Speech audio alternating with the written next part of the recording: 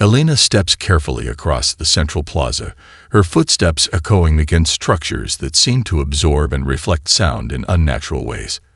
The star map's holographic projection bathes her face in pale blue light as she reaches out, her fingers passing through Earth's glowing marker. "Dr. Reyes, you need to see this," calls Rivera from an adjacent chamber. His voice carries a tremor that immediately puts Elena on alert. She finds him standing before a wall of what appears to be liquid metal, rippling with symbols that shift and transform like living calligraphy. Rivera's hand hovers near the surface, not quite touching it. "It started when I approached," he explains, almost like it's responding to our presence. Captain Wright scans the wall with her equipment. No radiation, no detectable energy signature. By all measures, it shouldn't be active. Elena carefully documents the phenomenon with her camera. The technology gap here is staggering. We're like Victorian scientists stumbling into a quantum computing lab. Dr. Chen approaches with measured steps, his linguistics expertise drawing him to the symbols. These patterns, they're not random. There's syntax, structure. He points to repeating sequences. This could be a form of communication. As the team works, the lights in the chamber pulse in rhythm with their movements, tracking them with an intelligence that feels deliberate rather than automated. The air grows thicker with an ozone scent, making their skin tingle. Elena establishes a preliminary base camp near the entrance where the team can process their initial findings. Samples of the alien alloy resist their cutting tools, and scanner results come back with contradictory data. The material seems to exist partially out of phase with normal matter. Whatever built this place, Elena tells her team during their first briefing, they weren't just a few centuries ahead of us. This technology might represent thousands, perhaps tens of thousands of years of advancement. Night falls on the planet's surface, but time feels meaningless in the eternal twilight of the underground city. Elena records her thoughts in her personal log. Day 1 of exploration. We've barely scratched the surface of this discovery, but already I sense we're being watched, studied. The city feels aware. Later that night, Elena dreams of voices speaking in harmonious tones, teaching her words in a language her conscious mind cannot comprehend. She wakes with a start, certain someone called her name. The base camp is quiet except for the soft hum of equipment. Unable to return to sleep, she reviews the day's footage. In the background of several frames, she notices something her team missed during their exploration. Tall shadow figures briefly visible at corridor intersections, watching from a distance before disappearing. Elena zooms in on one frame, enhancing the image. The figure is humanoid but wrong somehow. Too tall, too thin, with limbs at subtly impossible angles. Its eyes reflect the camera's light like mirrors. She doesn't wake the others. Instead, she marks the coordinates where the figures appeared. Tomorrow, they'll investigate further. Despite the unsettling discovery, Elena feels something beyond scientific curiosity, a growing sense that humanity was meant to find this place. What she doesn't yet realize is that the city has already begun mapping their neural patterns, measuring their capabilities, testing their limits. The ancient intelligence woven into the very walls is learning, adapting, and preparing for something that has waited millennia to begin. Jin Park sits in the makeshift medical bay, his hands trembling slightly as Dr. Rice examines his pupils. The biologist hasn't slept properly since the nightmares began 3 days ago. "Always the same," he murmurs. "They stand around my bed, watching. Not threatening, just observing. Like I'm a specimen in a zoo." Elena notes that his body temperature runs 2 degrees below normal, despite feeling no chills. Similar symptoms present in the other affected team members: slightly altered vitals, heightened sensory perception, and an inexplicable ability to navigate the city's confusing layout without getting lost. "I think I understand them sometimes," Jin admits in a whisper. "When they speak in the dreams, not the words, but the meaning behind them. They're curious about us." Outside the medical bay, Captain Wright has established a security protocol requiring team members to travel in groups of 3. The buddy system has evolved into the triangle system after researcher Kamari disappeared for 6 hours, only to be found sleepwalking through a previously unmapped section of the city.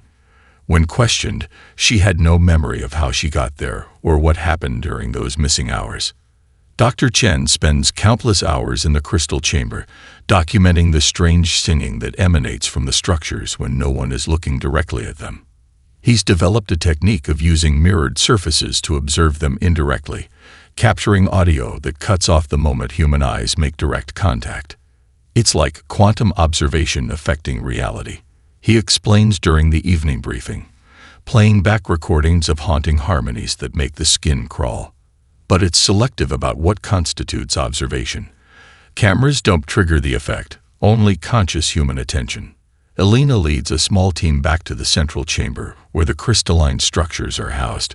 Using Chen's indirect observation technique, they witness something extraordinary. Pulses of light passing between the crystals, forming complex patterns that seem almost like conversation. They're communicating, Elena realizes, not just storing information. These aren't artifacts, they're active technology. When Rivera attempts to collect a sample from a smaller crystal, his cutting tool passes through it as if through smoke. Yet when touched directly, the crystal feels solid, cool, and vibrates with subtle energy. That night, the dreams intensify. 7 more team members report identical nightmares. In the morning, Elena finds equations and diagrams sketched across her notepad, complex mathematical formulas she couldn't possibly understand while conscious, written in her own hand during sleep. Something is happening to us, Wright states during an emergency meeting. Some kind of influence or effect from prolonged exposure to this place. Chen makes a disturbing connection. The writings I've translated speak of vessels and worthy carriers. What if we're not just discovering their technology? What if they're discovering us? Elena examines the crystal chamber recordings again, focusing on the background. In one frame, she spots a reflection that shouldn't be possible, her own face, watching from inside one of the crystals, eyes slightly too wide, expression unnatural. Later that day, researcher Samira Patel approaches Elena with uncharacteristic calmness. They want to help us understand, she says, her pupils reflecting light with an internal luminescence. They've been waiting so long for minds that can comprehend what they achieved, what we can all achieve together. When Elena asks who they are, Samira smiles. The ones who found the path beyond flesh.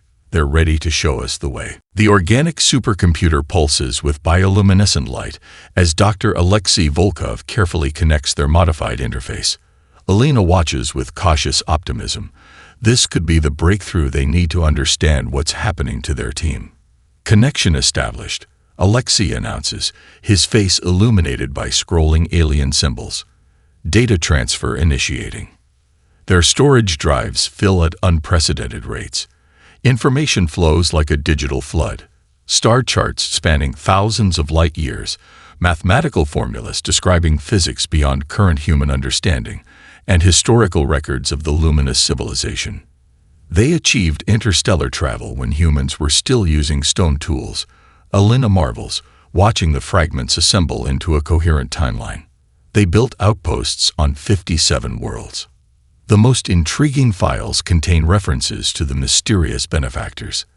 The Luminous describe them as thought beings who existed beyond physical limitations, sharing revolutionary technologies that accelerated luminous development by centuries within a few generations.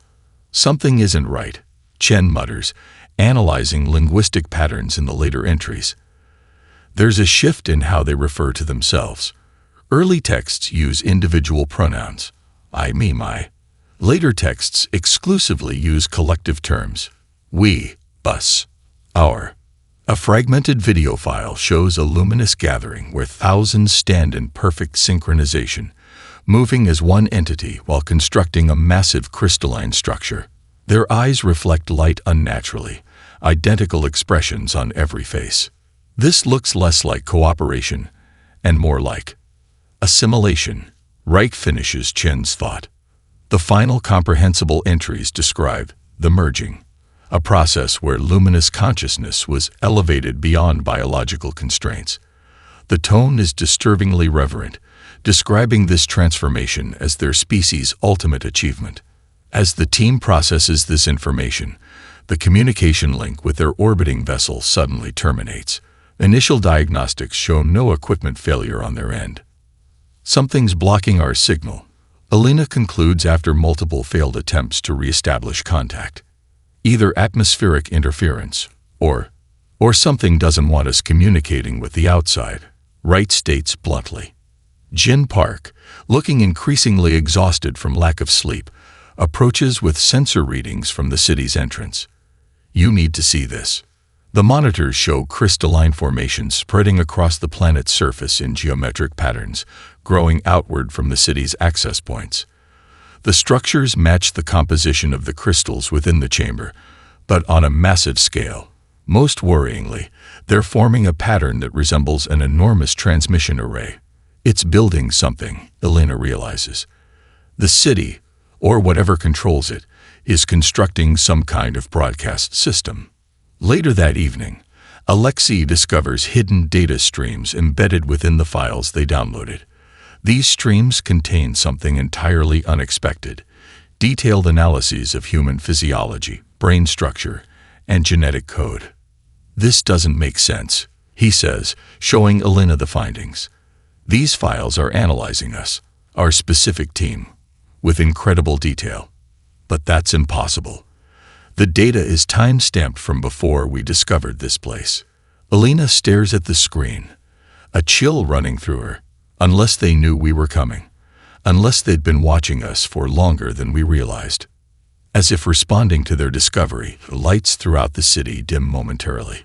When they return to normal, the team finds all their outward-facing cameras have pivoted inward, no longer monitoring the alien environment, but watching the humans instead.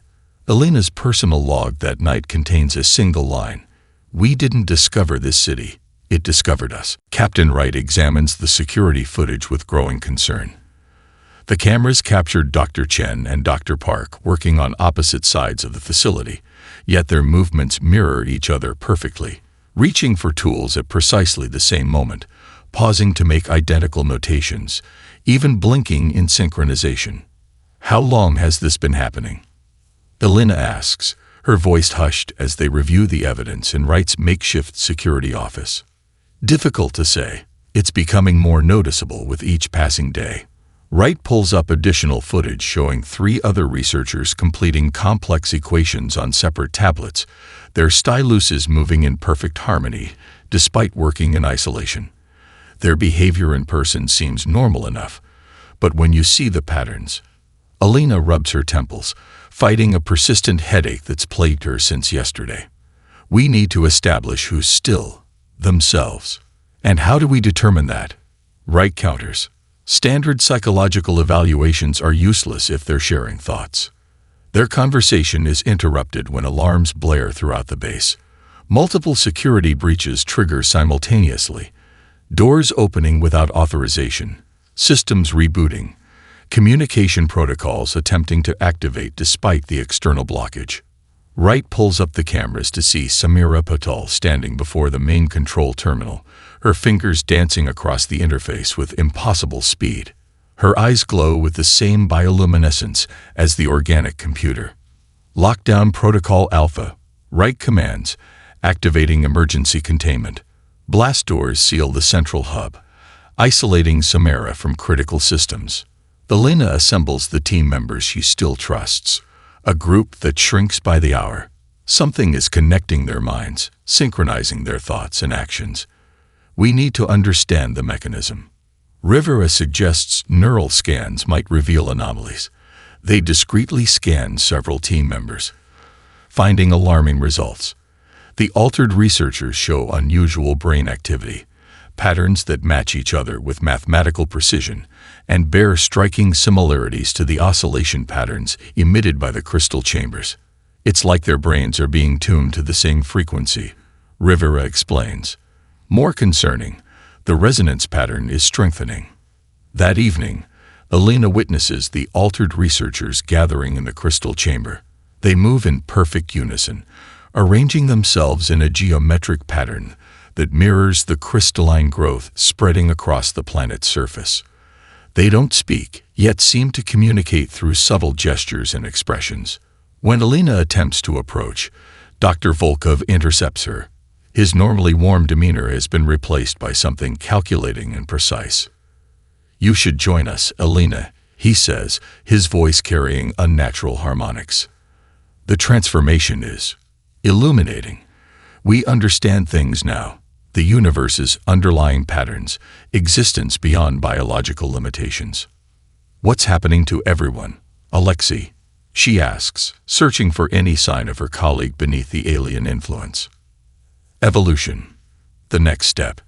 The benefactors showed the luminous, and now they offer the same gift to humanity."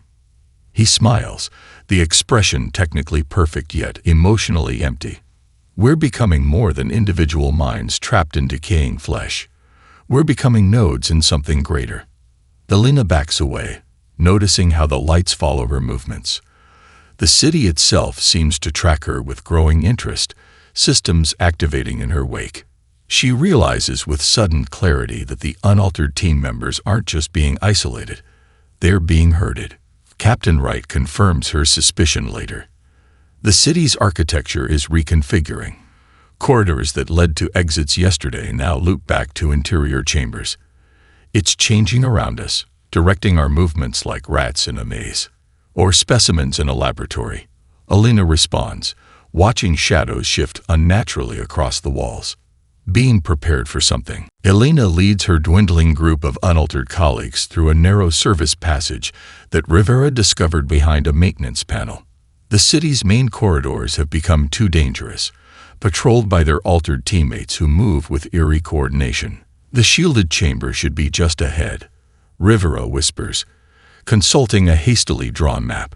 Something about its composition blocks the entity's influence. The altered ones avoid it entirely. They emerge into a hexagonal room, unlike any other in the city.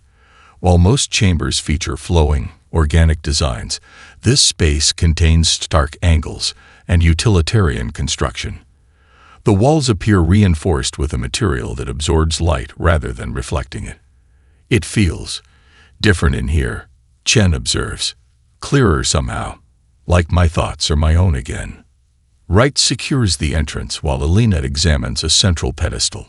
Unlike the liquid metal interfaces throughout the city, this console features physical controls, buttons, switches, and mechanical levers. Designed to be immune to remote override, Alina realizes someone built this as a safeguard. When she activates the main control, a holographic figure materializes, tall and slender with 4 arms and iridescent skin.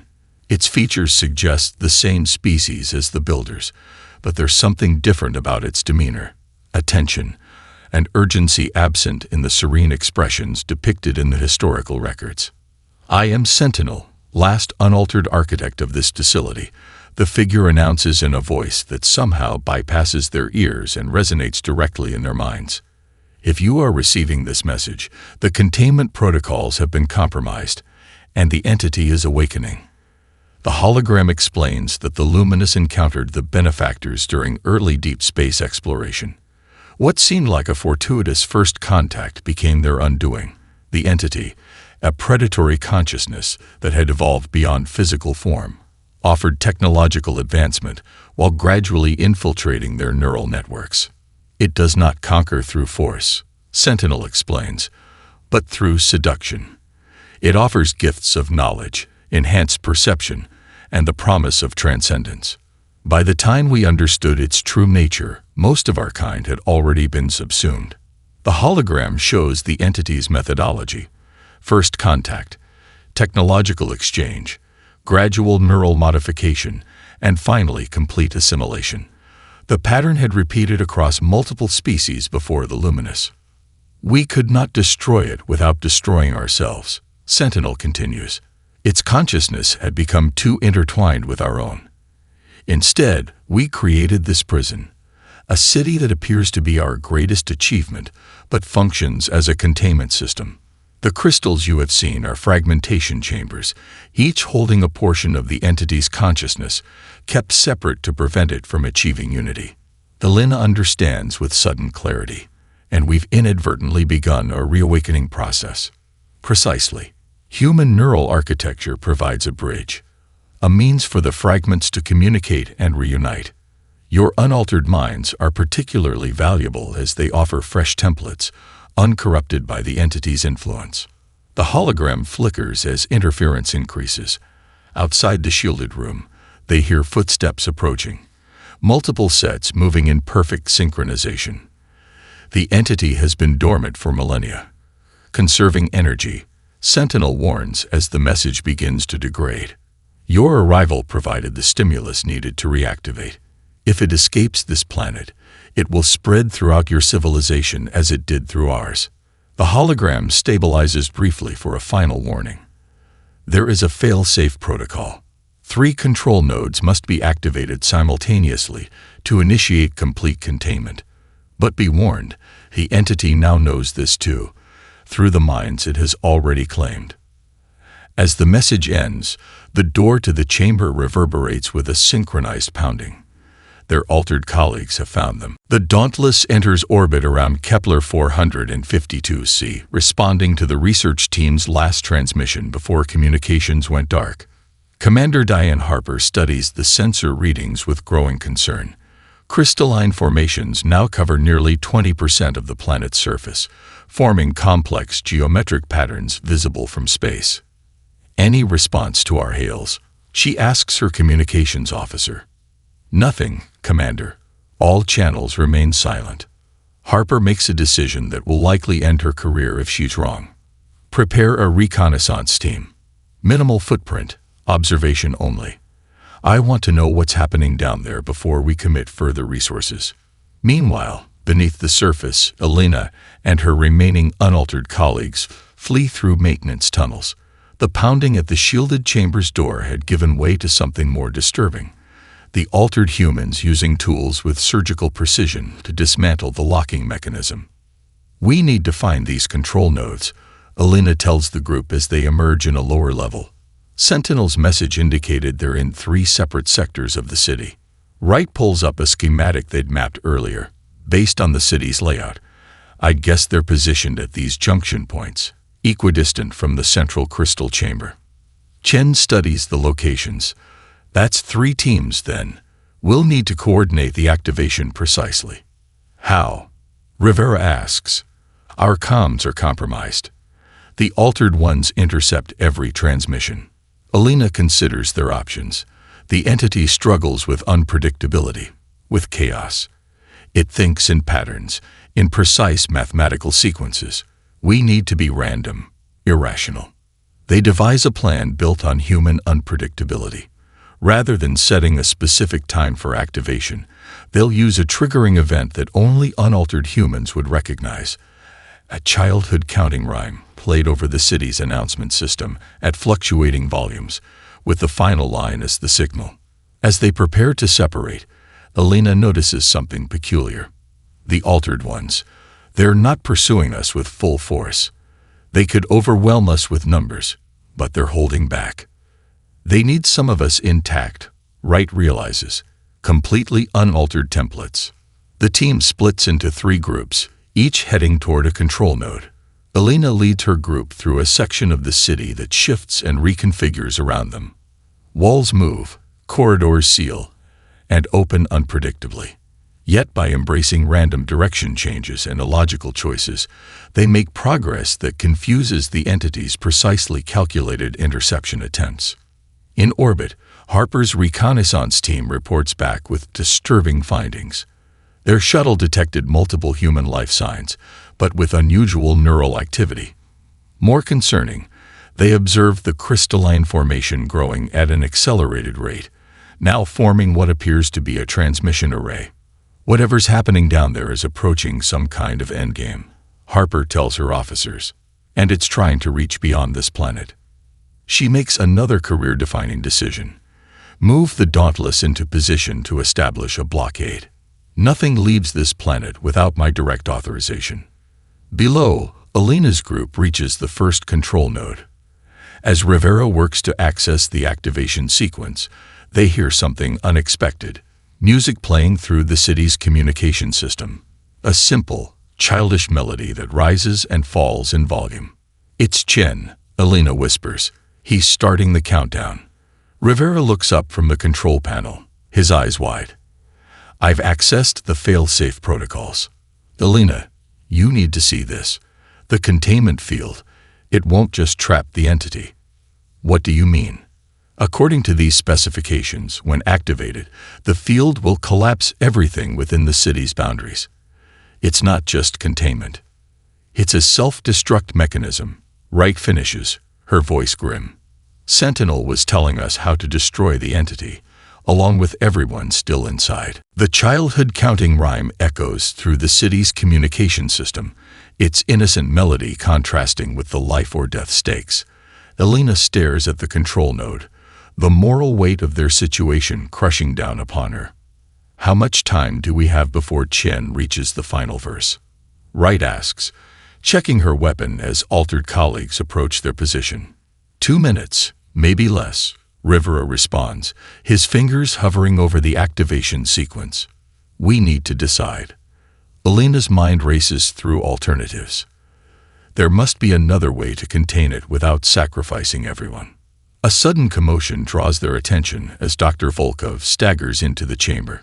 His movements lack the mechanical precision of the fully altered, his eyes flickering between their natural state and the luminescent glow. "Alina," he gasps, fighting for control of his own voice. "The entity, it's not in complete control yet. The human mind. It resists in ways the luminous couldn't." Wright aims her weapon at him. "Stay back." "No, listen," Volkov continues, each word a struggle. "We're creating interference patterns. Our neural architecture, it's unpredictable, emotional, irrational. The entity can't fully integrate our consciousness." Alina approaches cautiously. "Alexei, are you saying the altered humans aren't completely subsumed?" "Fighting back, in our own minds," he confirms, trembling with effort. "Creating moments of confusion in the network. Entity doesn't understand. Human emotion, creativity, intuition. Can't predict." The counting rhyme reaches its penultimate verse, time running out. In orbit, Commander Harper receives alarming sensor readings. The crystalline structure has completed its array formation and energy signatures indicate an imminent transmission attempt. "Weapons hot," she orders. "Target those transmission points. If anything tries to leave this planet, you're authorized to fire."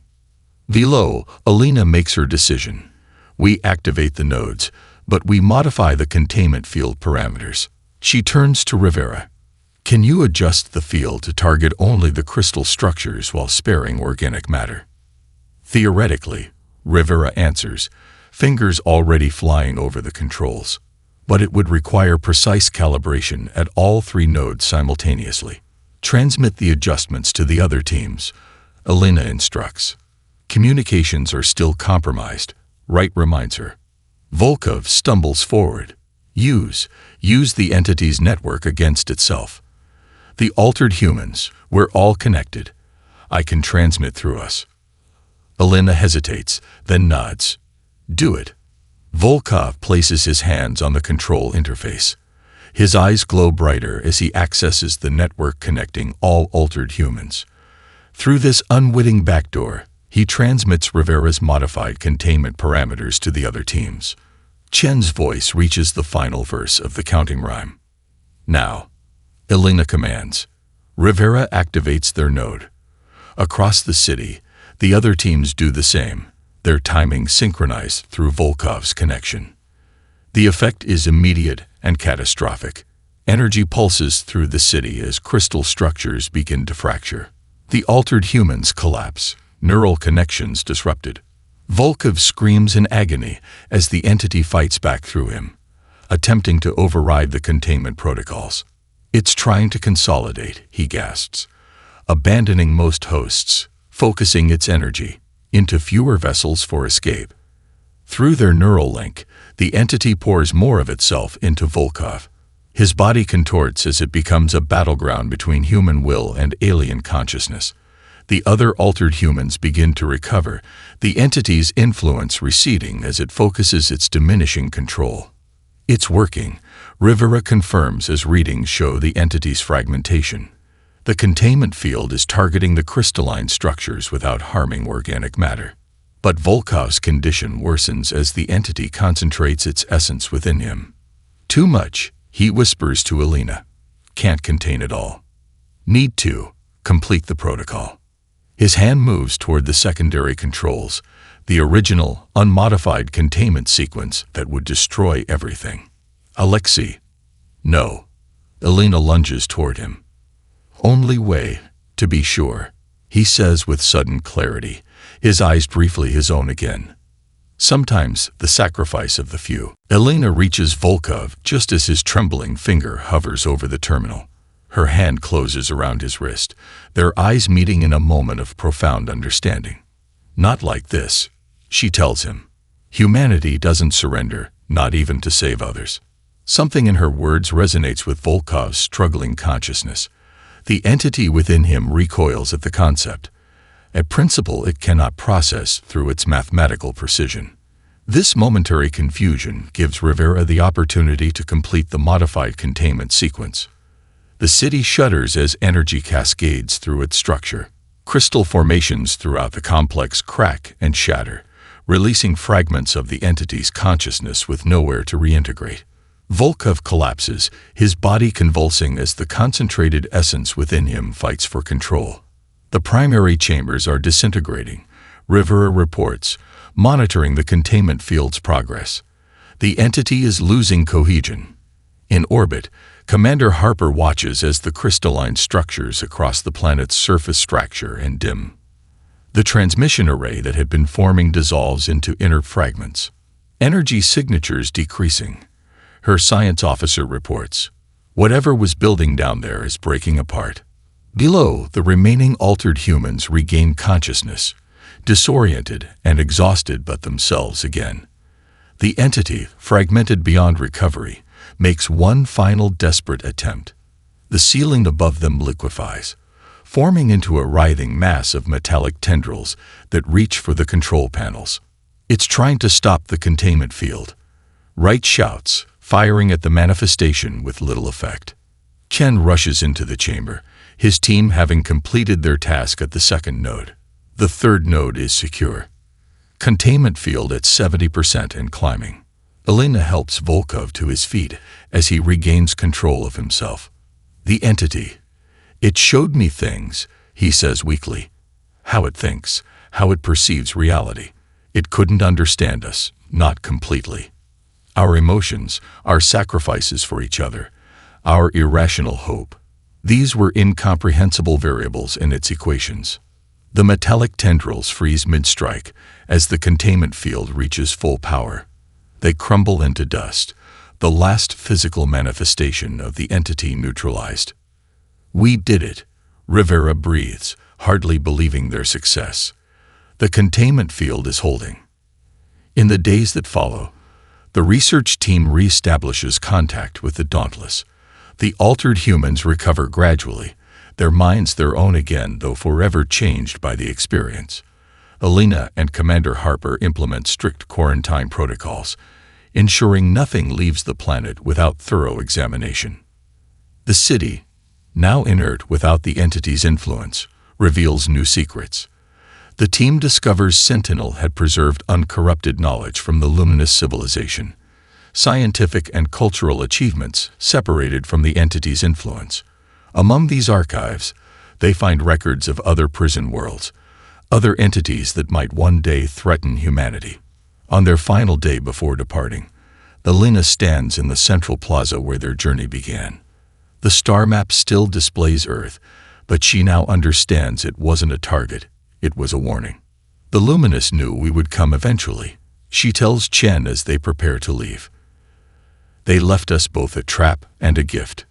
Knowledge of what exists beyond our understanding, and the proof that humanity possesses something unique, something even ancient entities cannot fully comprehend or control.